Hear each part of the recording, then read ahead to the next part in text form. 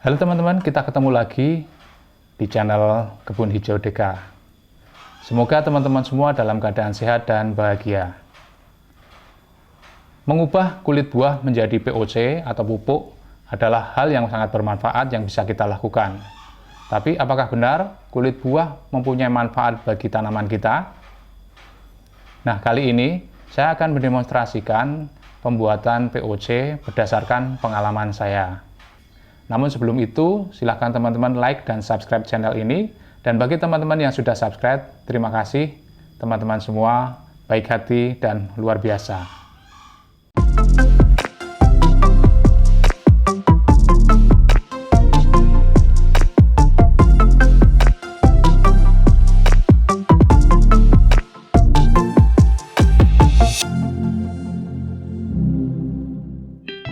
Selain mengandung vitamin, buah-buahan juga mengandung unsur yaitu bernama potasium atau biasa disebut kalium yang sangat bermanfaat bagi tanaman. Potasium atau kalium ini bermanfaat dalam membantu tanaman menyerap nutrisi dari tanah, kemudian untuk pematangan bunga dan buah, dan sekaligus berperan penting dalam kekebalan tanaman. Nah, pada kali ini saya praktekkan bagaimana saya membuat pupuk dari kulit-kulit buah yang sudah saya kumpulkan, kemudian ada buahnya, dan kemudian ada beberapa bahan yang lain. Mari kita cek satu persatu bahannya. Baik, untuk bahan yang kita gunakan di sini, tentu saja bahan utamanya adalah kulit buah, dan kemudian ada juga buahnya, yaitu buah pisang.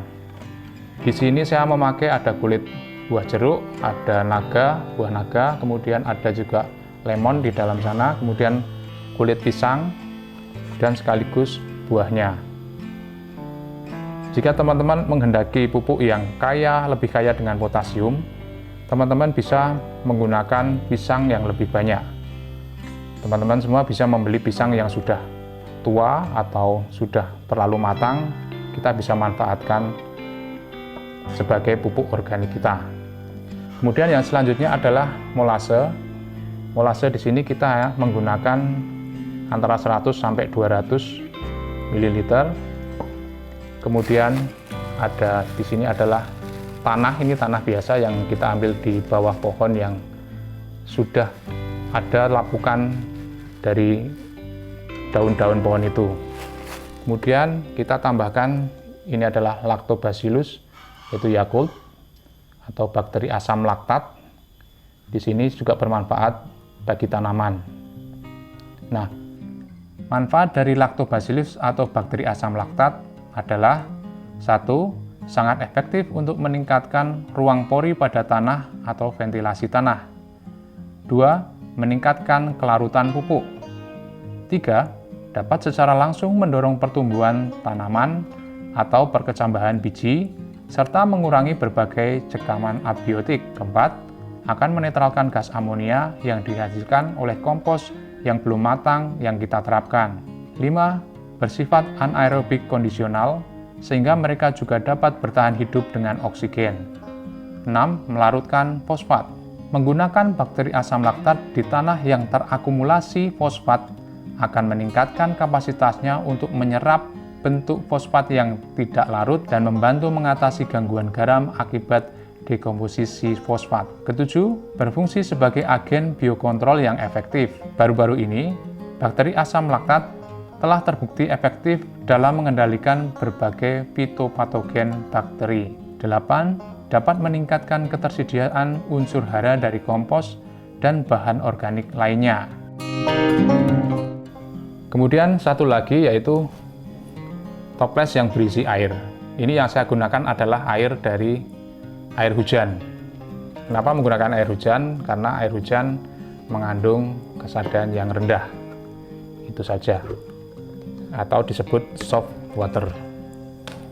Baik, cara yang pertama adalah kita haluskan dulu untuk daun-daunnya atau kulit-kulit buah ini. Selain mengandung vitamin, buah-buahan juga mengandung nutrisi bernama potasium atau disebut juga kalium. Potasium dibutuhkan oleh tanaman dalam produksi bunga dan buah. Unsur ini membantu tanaman mencapai kematangan dengan memainkan peran besar dalam penyerapan air dan nutrisi dari tanah. Selain itu, potasium juga dapat meningkatkan sistem kekebalan tanaman. Setiap buah mengandung potasium dengan kadar yang berbeda-beda. Berdasarkan penelitian, kandungan potasium dengan kadar yang tinggi terdapat dalam buah-buahan seperti berikut ini. Alpokat dari 201 gram mengandung potasium sebesar 973 mg dan 23 mg kalsium. Pisang dari 118 gram mengandung potasium sebesar 517 mg dan kalsium 78 mg.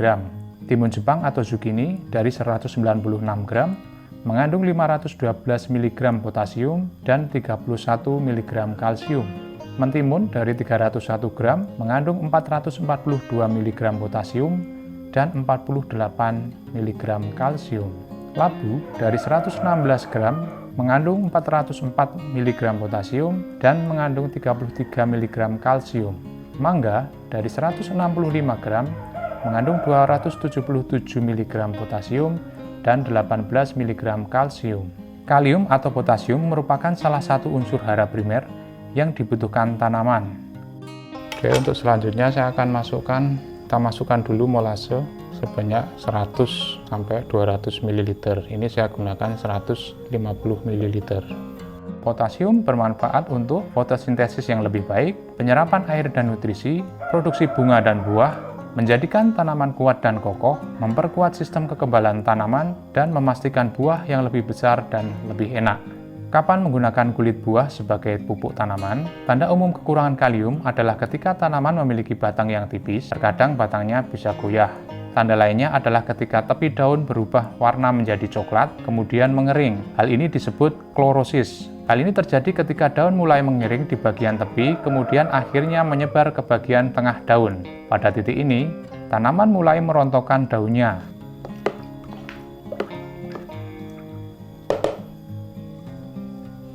Setelah itu kita masukkan Yakult 1 botol, kita masukkan semuanya.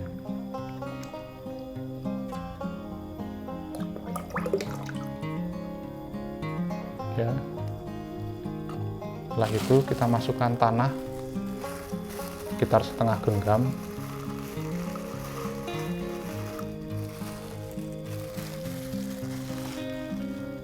Setelah itu baru kita masukkan buah-buahannya.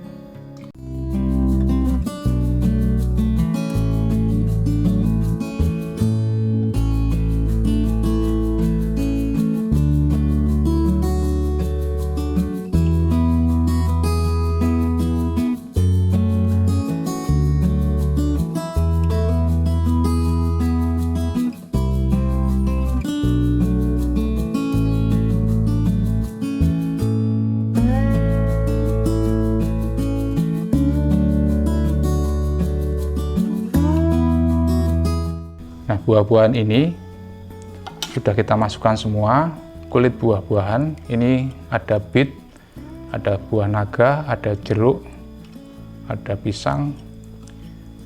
Nah, ini akan saya tambah ketika saya mempunyai kulit buah lagi, sekitar 1 atau 2 hari ke depan. Jika saya punya, akan saya tambah, dan kira-kira nanti akan mencapai segini. Nah, baru itu kita hitung dari terakhir kita menambah kulit-kulit buah itu sampai bisa kita gunakan adalah 1 minggu. Nah, setelah itu kita tutup.